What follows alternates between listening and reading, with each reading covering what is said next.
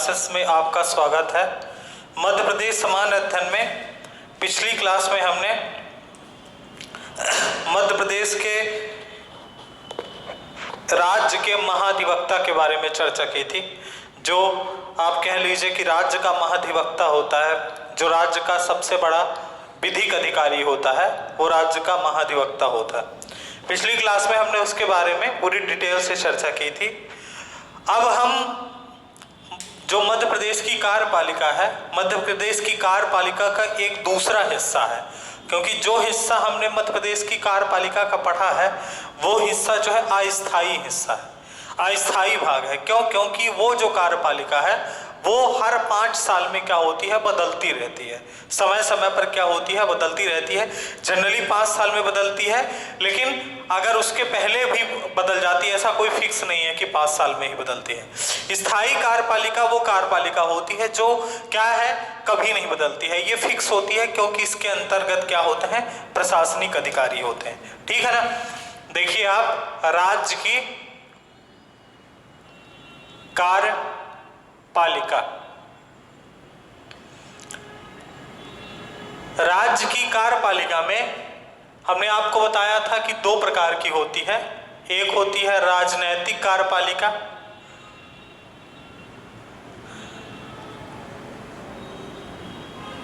और दूसरी होती है आपकी प्रशासनिक कार्यपालिका। ठीक है, 2 प्रकार की। जो राजनैतिक कार्यपालिका होती है ये आपकी अस्थायी कार्यपालिका होती है, अस्थायी कार्यपालिका होती है, और जो प्रशासनिक कार्यपालिका होती है ये स्थायी होती है। ठीक है, तो राजनैतिक कार्यपालिका पर हम चर्चा कर चुके हैं। राजनैतिक कार्यपालिका पर हमने आपको कौन कौन सी चीजें चर्चा की हैं, इस पे हमने सबसे पहले हमने इस पे गवर्नर के बारे में चर्चा की है, जिसको हम राज्यपाल कहते हैं। उसके बाद दूसरी चीज हमने मुख्यमंत्री के बारे में चर्चा की। उसके बाद हमने मंत्री परिषद के बारे में चर्चा की यहां पर। ठीक है, और चौथी चीज राज्य का महाधिवक्ता, इस पर हमने चर्चा की। तो ये पूरा पार्ट जो है हमारा राजनीतिक कार्यपालिका का, ये कवर हो चुका है। अब हमें यहाँ पर यहीं पे इसी के साथ में प्रशासनिक कार्यपालिका को समझ लेंगे। अगर यहीं पर प्रशासनिक कार्यपालिका को समझ लिया जाए तो हमारा ये जो पूरा कार्यपालिका है ये कंप्लीट हो जाएगा। और दूसरी चीज हमारा एक जो है लिंकअप तरीके से हमें जो है ये चीज समझ में आ जाएगी। देखिए, जो प्रशासनिक कार्यपालिका होती है, प्रशासनिक कार्यपालिका मध्य प्रदेश में 2 तरह से संचालित होती है। ठीक है, प्रशासनिक कार्यपालिका जो होती है मध्य प्रदेश में 2 तरह से संचालित होती है। कौन कौन से 2 इसके अंग होते हैं? एक होता है सचिवालय, सचिवालय, या आप कह लीजिए राज्य सचिवालय, ज्यादा सही रहेगा, राज्य सचिवालय। और दूसरा होता है राज्य संचालनालय, और दूसरा है आपका राज्य संचालनालय। प्रशासनिक कार्यपालिका में एक आपका हो गया राज्य सचिवालय और दूसरा है राज्य संचालनालय। जो राज्य सचिवालय है इसको आप जो है बल्लभ भवन के नाम से जानते हैं। किस नाम से जानते हैं? बल्लभ भवन के नाम से। ये हमारा जो राज्य सचिवालय है, राज्य सचिवालय को हम क्या कहते हैं? बल्लभ भवन के नाम से जानते हैं। और जो राज्य संचालनालय है, इस बल्लभ भवन के सामने ही 2 भवन स्थित हैं। आपने सुना होगा, एक है आपका सतपुड़ा भवन और दूसरा विंध्याचल भवन। सतपुड़ा भवन तथा विंध्याचल भवन में क्या है? राज्य संचालनालय का कार्यालय है। तो यहां पर आप लिख लेंगे सतपुड़ा भवन, सतपुड़ा भवन एवं विंध्याचल भवन, विंध्याचल भवन। ये हमारे राज्य संचालनालय का केंद्र बिंदु है। ठीक है ना। राज्य संचालनालय का केंद्र बिंदु कौन सा है? सतपुड़ा भवन एवं विंध्याचल भवन। और राज्य सचिवालय का केंद्र बिंदु कौन सा है? बल्लभ भवन। ये बात ध्यान रखिएगा। चूंकि देखिए प्रशासनिक कार्यपालिका का हम अध्ययन कर रहे हैं, तो प्रशासनिक कार्यपालिका में राज्य सचिवालय और राज्य संचालनालय 2 तरीके से इसको बांटा गया है। अब देखिए जो बल्लभ भवन होता है, बल्लभ भवन में क्या होता है कि यह मध्य प्रदेश के पूरे प्रशासन का केंद्र बिंदु होता है। पूरे प्रशासन का केंद्र बिंदु क्या होता है, हमारा बल्लभ भवन होता है। यहां पर आप देखेंगे बल्लभ भवन में क्या होता है कि बल्लभ भवन में आप देखेंगे मुख्य सचिव एक पूरे मतलब आप ये कह लीजिए कि पूरे राज्य की प्रशासनिक इकाई का जो होता है या प्रशासनिक संरचना का जो प्रमुख अधिकारी होता है वो मुख्य सचिव होता है। तो आप यहाँ पर बताएंगे कि जो सबसे बड़ा अधिकारी होता है वो होता है मुख्य सचिव। मुख्य सचिव, यहीं पर आप देखेंगे प्रमुख सचिव, यहीं पर आप देखेंगे सचिव, ठीक है। मुख्य सचिव, प्रमुख सचिव, सचिव, संयुक्त सचिव, संयुक्त सचिव, उप सचिव, सहायक सचिव,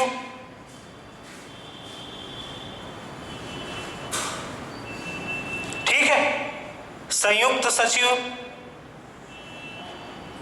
उप सचिव और सहायक सचिव, ये सभी क्या है आपके बल्लभ भवन में, ये सब अधिकारी बैठते हैं। बल्लभ भवन को राज्य सचिवालय इसीलिए कहा जाता है क्योंकि हर विभाग के जो सचिव होते हैं वो सचिव कहाँ बैठते हैं, बल्लभ भवन में बैठते हैं।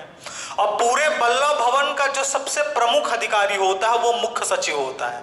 और हर विभाग के जो सचिव होते हैं वो सभी सचिव क्या होते हैं, इसी बल्लभ भवन में बैठते हैं। ठीक है, अभी हम इसकी अलग से चर्चा करेंगे कि बल्लभ भवन में जो ये सचिव बैठते हैं वो क्या काम करते हैं, इनका काम क्या है, ये किस प्रकार काम करते हैं, इस सब चर्चा हम करेंगे अभी। ठीक है, इसमें देखिए आप जो प्रमुख सचिव है, प्रमुख सचिव है, सचिव है, संयुक्त सचिव है, उप सचिव है और सहायक सचिव है। ये जो प्रकार के, ये जो सभी प्रकार के जो सचिव लिखे हुए हैं, ये सभी सचिव जो होते हैं बल्लभ भवन में क्या होता है, आपके बैठते हैं। और ये सब IAS ऑफिसर होते हैं, वरिष्ठ या सीनियर IAS ऑफिसर होते हैं। जो सबसे सीनियर IAS ऑफिसर होता है वो मुख्य सचिव होता है। समझ रहे हैं, हर राज्य की प्रशासनिक संरचना का जो केंद्र बिंदु होगा वो किसके इर्द गिर्द घूमेगी, मुख्य सचिव के इर्द गिर्द घूमेगी। समझ रहे हैं। उसके बाद देखिए सतपुड़ा भवन और विंध्याचल भवन, इनका काम क्या है भाई। जब हमारा राज्य सचिवालय हो गया जो पूरे प्रशासन का केंद्र बिंदु हो गया, तो सतपुड़ा भवन और विंध्याचल भवन का काम क्या है। देखिए सतपुड़ा भवन और विंध्याचल भवन में क्या होता है कि निर्देशक जो होते हैं और संचालक जो होते हैं वो सतपुड़ा भवन और विंध्याचल भवन में बैठते हैं। क्या होता है कि जब कोई भी विधि, कानून या योजना बनाई जाती है तो वो किसके द्वारा बनाई जाएगी, मंत्रिपरिषद के द्वारा बनाई जाएगी। जो भी राज्य सरकार के अंदर कोई भी विधि बनेगा या कानून बनेगा या कोई योजना बनाई जाएगी तो वो योजना बनाएगी मंत्रिपरिषद।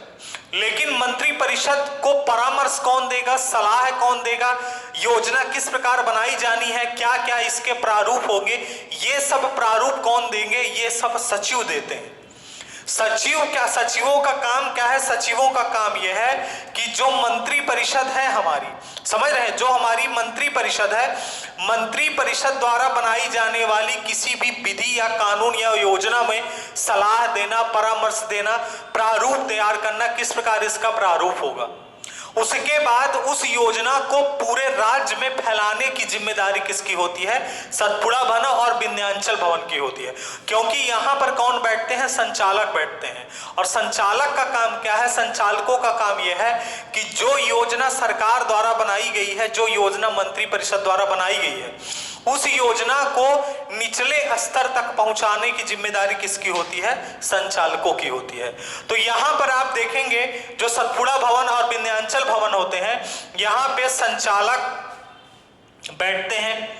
संचालक हो गया, दूसरा अपर संचालक हो गए, ठीक है, सहायक संचालक हो गए, ठीक है, संचालक, अपर संचालक, सहायक संचालक हो गए, उप संचालक हो गए और संयुक्त संचालक हो गए। उप संचालक और लास्ट में संयुक्त संचालक, संयुक्त संचालक।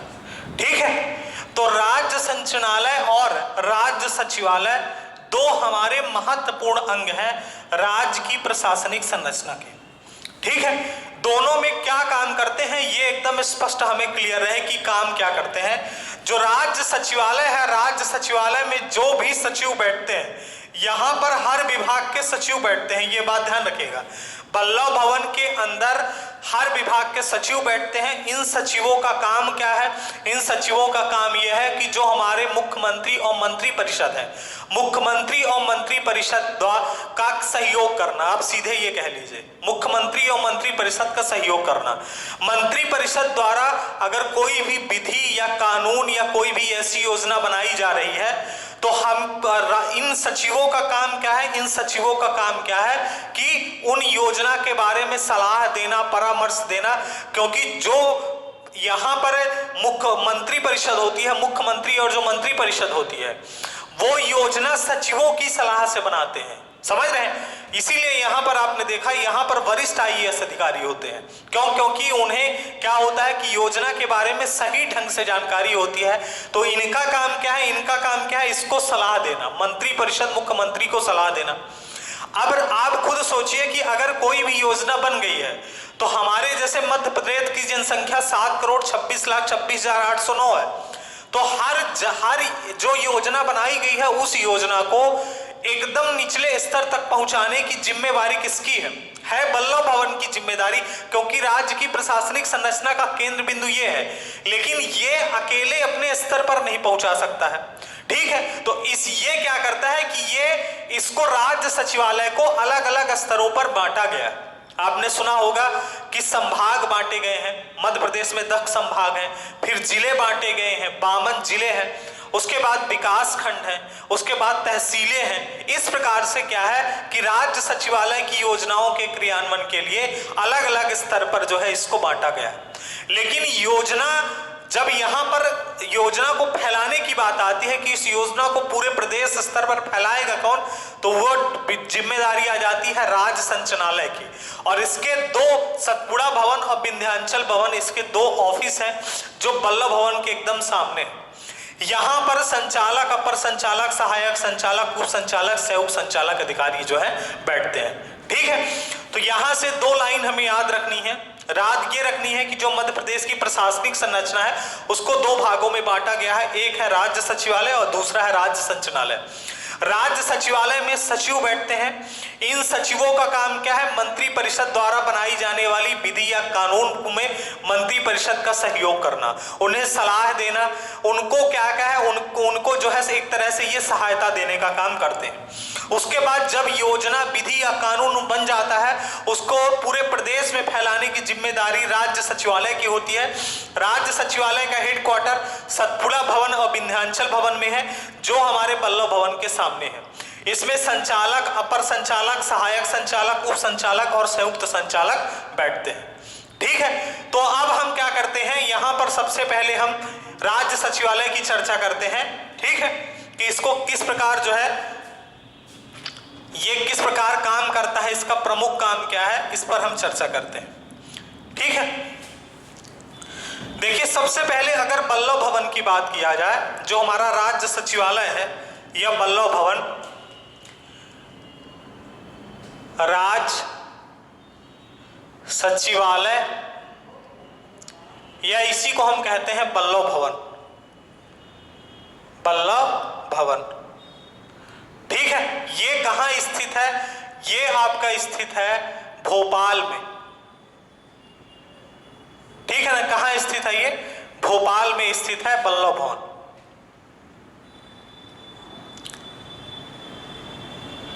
ठीक है, ये भोपाल में स्थित है और ये अरेरा हिल्स में स्थित है, अरेरा हिल्स में बल्लभ भवन। सबसे पहली चीज आपको यह बताना है कि राज्य प्रशासन का केंद्र बिंदु है। ठीक है, राज्य प्रशासन का केंद्र बिंदु है। पूरे प्रदेश का प्रशासन, पूरे प्रदेश का प्रशासन बल्लभ भवन से ही चलाया जाता है, बल्लभ भवन से ही चलाया जाता है।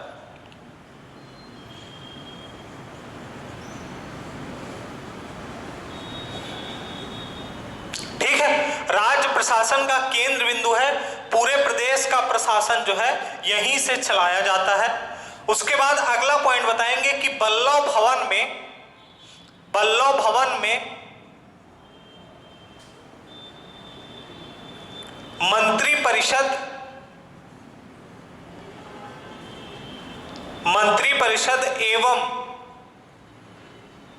मंत्री परिषद एवं सचिवों के कार्यालय होते हैं। ये बात ध्यान रखिएगा कि जो बल्लभ भवन है, बल्लभ भवन में मंत्री परिषद एवं जो सचिव होते हैं, मुख्य सचिव और जो हर विभाग के सचिव होते हैं, उन सब का कार्यालय कहां होता है? बल्लभ भवन में होता है। ठीक है, उसके बाद अगला पॉइंट बताएंगे कि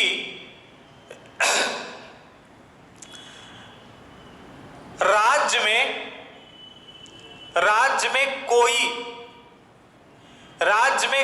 यदि कोई, ऐसा लिखे, राज्य में यदि कोई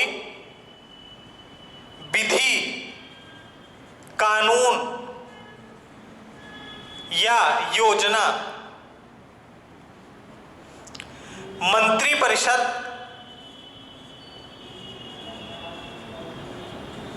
बनाती है तो उसमें सलाह देना, परामर्श करना तथा सहयोग करना सचिवों का मुख्य काम है। ठीक है, मुख्य काम, ये बात ध्यान रखिएगा। बल्लभ भवन में मंत्री परिषद तथा सचिवों का कार्यालय है। अगर मंत्री परिषद कोई भी राज्य के अंदर, अगर मंत्री परिषद कोई भी विधि, कानून या कोई योजना बना रही है, उस योजना में सहयोग करना, उस योजना पे परामर्श करना, सलाह देना, समझ रहे हैं, हर काम करना जो है, मतलब एक तरह से ये कह लीजिए कि मंत्री परिषद को पूरी तरह से सहयोग करना सचिवों का प्रमुख काम है। कोई भी योजना किस प्रकार बनानी है इसके बारे में सही जानकारी जो है मंत्री परिषद के बीच पहुंचाना जो है सचिवों का क्या है? प्रमुख काम है। अब एक चीज ध्यान रखिएगा कि इन सब का जो पूरा हेड होता है, मतलब आप ये कह लीजिए कि बल्लभ भवन का मुख्य अधिकारी जो होता है, बल्लभ भवन का मुख्य अधिकारी मुख्य सचिव होता है। मुख्य सचिव होता है। हम मुख्य सचिव की चर्चा अलग से करेंगे क्योंकि ये पूरे राज्य प्रशासन का केंद्र बिंदु होता है। समझ रहे हैं, ये पूरे राज्य प्रशासन का केंद्र बिंदु होता है। इसको किंग पिन और बहुत सारे नाम से जाना जाता है। इसे सचिवों का सचिव भी कहते हैं। समझ रहे हैं, आपातकाल के समय ये नर्व सिस्टम की तरह काम करता है। ठीक है, तो इसके बारे में हम अलग से चर्चा करेंगे, मुख्य सचिव के बारे में। यहां पर ये आपको ध्यान रखना है कि जो बल्लभ भवन है वो पूरे राज्य प्रशासन का केंद्र बिंदु है। पूरे राज्य का प्रशासन बल्लभ भवन से ही चलाया जाता है। बल्लभ भवन में मंत्री परिषद तथा सचिवों के कार्यालय होते हैं। बल्लभ भवन में क्या होता है कि यदि कोई भी कानून बनता है, मंत्री परिषद बनाती है, तो जो यहाँ पर सचिव होते हैं वो क्या करते हैं? मंत्री परिषद की सहायता करते हैं, सलाह करते हैं, परामर्श देते हैं। ठीक है, अब इसके बाद आप बताएं कि जो सतपुड़ा भवन और विंध्याचल भवन है, यहां पर क्या काम होता है? देखिए, एक चीज ध्यान रखना है कि जब कोई भी विधि या कानून मंत्री परिषद ने बना दिया तो आप खुद सोचिए कि राज्य सचिवालय क्या करता है कि राज्य सचिवालय उस कानून को क्या, या विधि को, या किसी योजना को पूरे प्रदेश में अकेले नहीं फैला सकता है।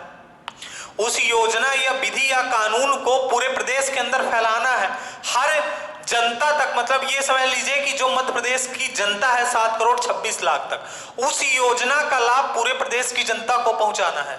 तो राज्य सचिवालय में जो सचिव बैठे हैं वो हर व्यक्ति के पास तो जाएंगे नहीं कि हर व्यक्ति के पास जाएंगे उस योजना को लेकर, उसको पूरे प्रदेश के अंदर फैलाने की जिम्मेदारी किसकी होती है? राज्य संचालनालय की होती है। राज्य संचालनालय क्या करता है कि उस योजना को एक्सपांड कर देता है, पूरे प्रदेश के अंदर क्या करता है? फैला देता है।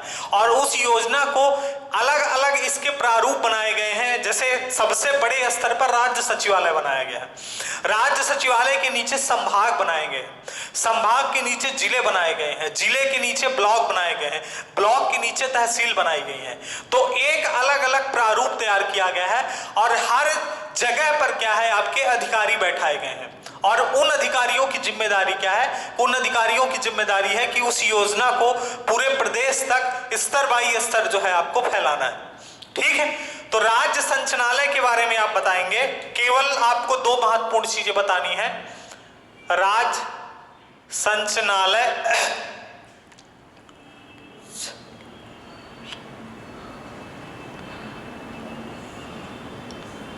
ठीक है, मंत्री परिषद द्वारा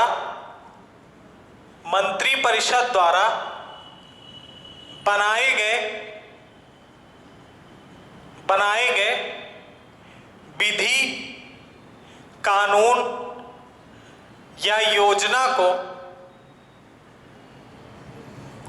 पूरे प्रदेश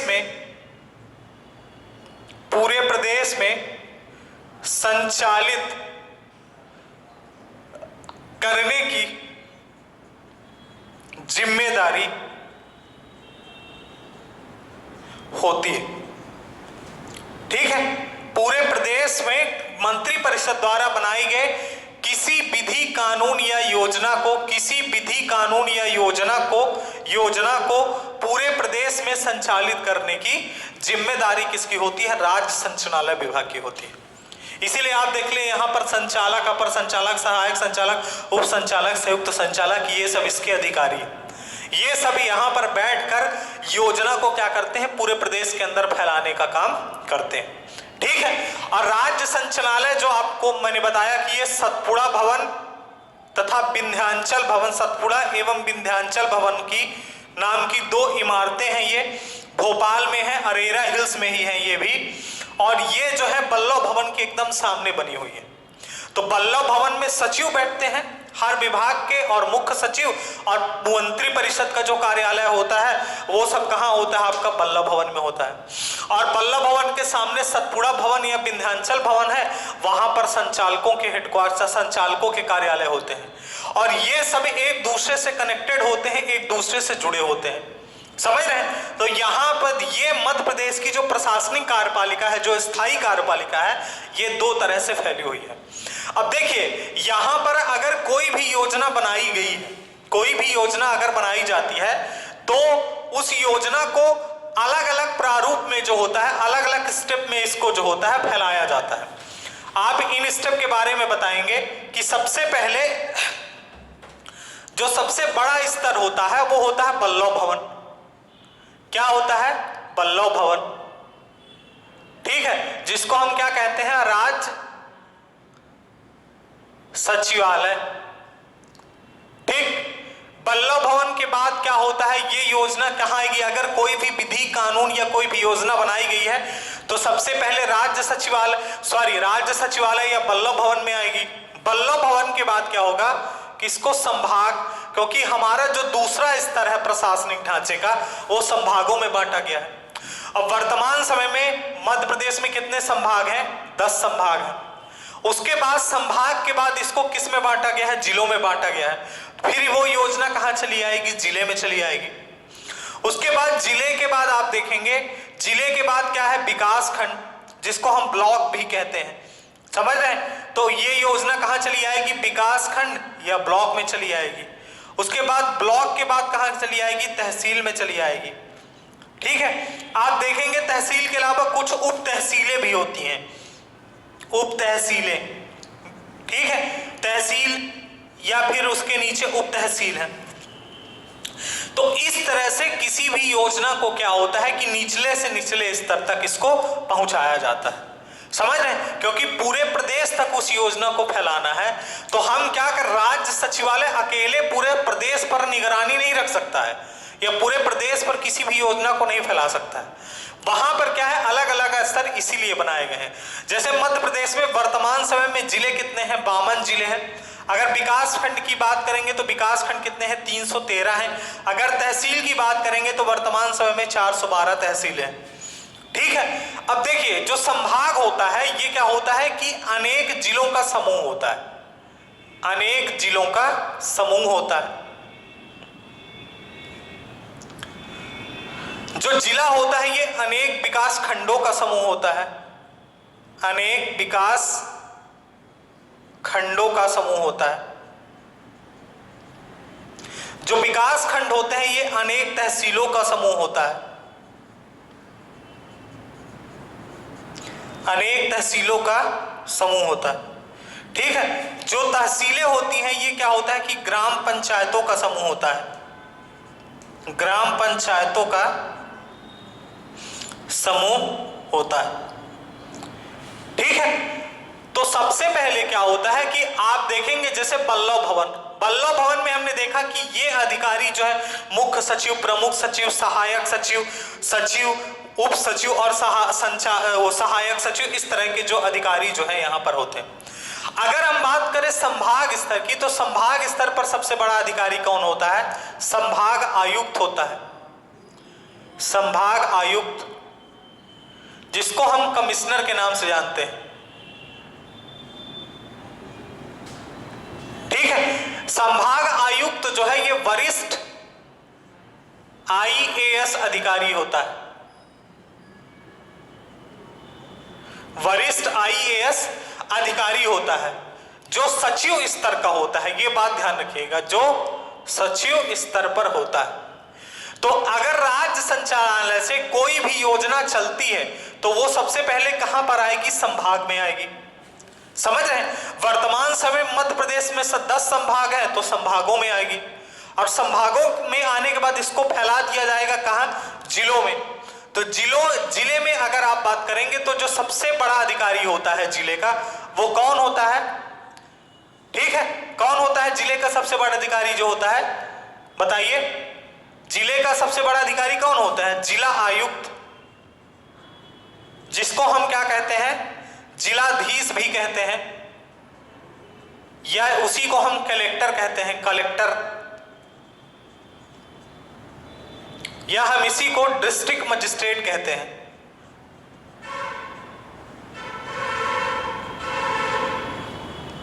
या शॉर्टकट में डीएम कह देते हैं। ठीक है। तो योजना संभाग से कहां आ गई, जिले में आ गई। जिले का जो सबसे बड़ा अधिकारी होता है वो कलेक्टर होता है, और ये भी क्या होता है, आईएएस अधिकारी होता है। समझ रहे हैं? देखिए, कलेक्टर क्या होता है कि दो तरह से लोग क्या है, अगर मान लीजिए राज्य प्रशासनिक सेवा में आप एसडीएम बने, तो राज्य प्रशासनिक सेवा में जब आपकी पदोन्नति हो जाती है तब आप क्या होते हैं, कलेक्टर बन जाते हैं। तो या तो फिर आईएएस से बन जाते हैं। तो आईएएस, या आप कह लीजिए कि राज्य सेवा में पदोन्नति के बाद आप जो है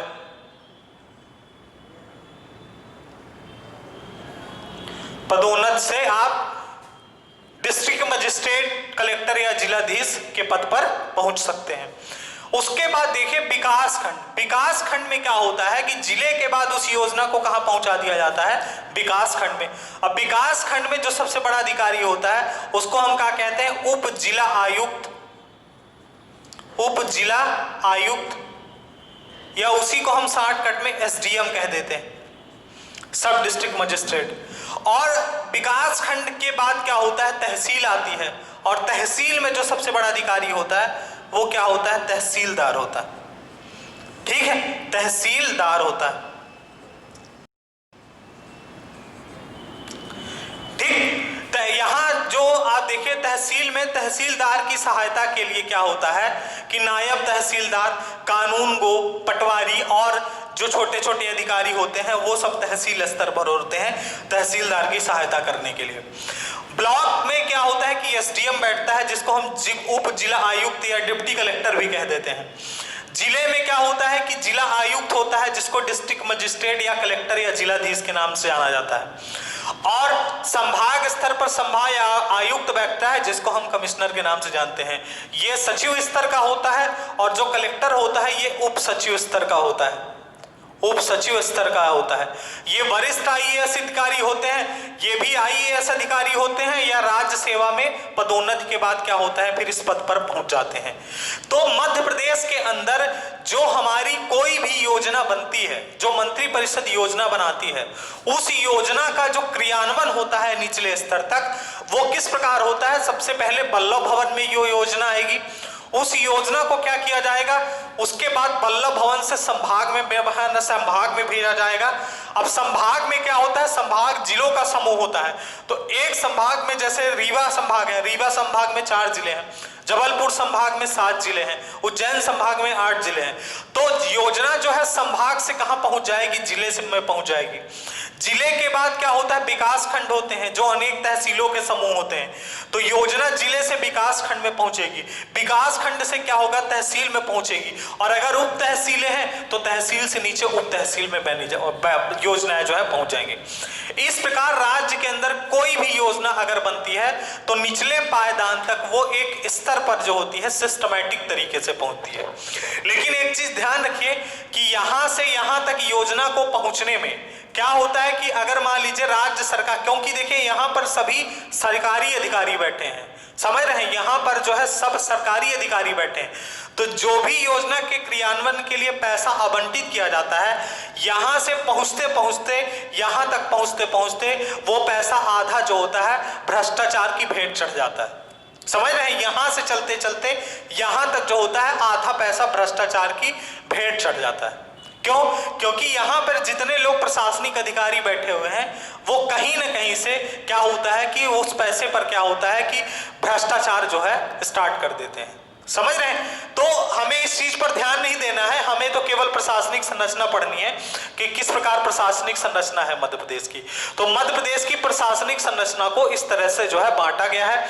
सबसे पहले है राज्य सचिवालय, दूसरा है राज्य संचालनालय। राज्य सचिवालय का मुख्यालय वल्लभ भवन में है, और राज्य संचालनालय जो है आपका सतपुड़ा भवन और विंध्याचल भवन में है। जो राज्य सचिवालय है यहाँ पर क्या होता है कि मुख्य सचिव, प्रमुख सचिव, सचिव, संयुक्त सचिव, उप सचिव, सहायक सचिव, लगभग जितने भी विभाग होते हैं सब विभाग के सचिव जो होते हैं वल्लभ भवन में बैठते हैं। यहाँ मंत्री परिषद और सचिवों का क्या होता है, कार्यालय होता है। यहीं पर वल्लभ भवन के अंदर ही कोई भी योजना का प्रारूप तैयार होता है, कोई भी योजना कैसे बनानी है, सभी से विचार विमर्श करने के बाद मंत्री परिषद जो होती है उस योजना को, विधि को या कानून को बनाती है। मतलब सचिवों का काम क्या है, सचिवों का काम क्या है कि मंत्री परिषद का किसी भी योजना, विधि या कानून बनाने में सहयोग प्रदान करना। जब वो योजना बन जाएगी तो उसको प्रदेश में फैलाने की जिम्मेदारी किसकी होती है, राज्य संचालनालय की होती है। राज्य संचालनालय उस योजना को क्या करता है, प्रदेश स्तर तक फैलाता है, और उस योजना को फैलाने के लिए अलग अलग स्तर बनाए गए हैं। राज्य सचिवालय सबसे ऊपर बनाया गया है, फिर संभाग बनाए गए हैं, फिर जिला बनाए गए हैं, फिर विकास खंड बनाए गए हैं, फिर तहसील बनाई गई हैं, फिर उप तहसीलें बनाई गई हैं। इस प्रकार योजना जो है सबसे टॉप स्तर से लेकर सबसे निचले स्तर तक पहुंचती है। जैसे ये तहसील वहसील जो होती हैं ये राजस्व कलेक्शन के लिए बनाई जाती हैं, राजस्व के काम यहाँ पर किए जाते हैं। जैसे आप देखेंगे जिले का जो डिस्ट्रिक्ट मजिस्ट्रेट होता है, जिला आयुक्त या कलेक्टर या जिलाधीश, ये क्या करता है, आप इसमें देखेंगे कि जिले की जो प्रशासनिक धुरी होती है उसका ये केंद्र बिंदु होता है। जिले की प्रशासनिक धुरी का केंद्र बिंदु होता है। जिले में कानून व्यवस्था बनाने की जिम्मेदारी इसी की होती है। समझ रहे हैं? जो आपका जिला आयुक्त होता है, जिले में क्या होता है कि शासन और प्रशासन की जिम्मेदारी पूरी किसके हाथ में होती है, जिला आयुक्त या कलेक्टर के हाथ में होती है। समझ रहे हैं? यह जिला प्रशासनिक अधिकारी, राजस्व अधिकारी, जिला दंडाधिकारी एवं जिला विकास अधिकारी के रूप में काम करता है। यह जिला प्रशासनिक अधिकारी, राजस्व अधिकारी, जिला दंडाधिकारी एवं जिला अधिकारी के रूप में क्या होता है, जिला विकास अधिकारी के रूप में कार्य करता है, जो जिले का कलेक्टर होता है। ठीक है, तो यहां से हमारा ये हिस्सा खत्म होता है। यहां पर एक छोटा सा और एक छोटी सी चीज हमें और पढ़नी है इस टॉपिक में। इस पूरी प्रशासनिक संरचना का जो केंद्र बिंदु होता है वो मुख्य सचिव होता है। ये बात ध्यान रखिए, ये जो पूरी चीज हमने पढ़ी, इस पूरी चीज का जो केंद्र बिंदु है वो कौन है? मुख्य सचिव है। तो हमें मध्य प्रदेश के क्या है, मुख्य सचिव के बारे में अलग से पढ़ना है कि मुख्य सचिव की क्या क्या जिम्मेदारियां होती हैं, क्या ये संवैधानिक पद है कि नहीं है, इसका संविधान के किस भाग में उल्लेख किया गया है, क्या क्या इसके बारे में महत्वपूर्ण जानकारियां हैं, और मध्य प्रदेश के कौन कौन से मुख्य सचिव हैं अभी तक में, उसके बारे में हमें अध्ययन करना है। तो अगली क्लास में हम क्या करेंगे कि मध्य प्रदेश के मुख्य सचिव पर चर्चा करेंगे। धन्यवाद।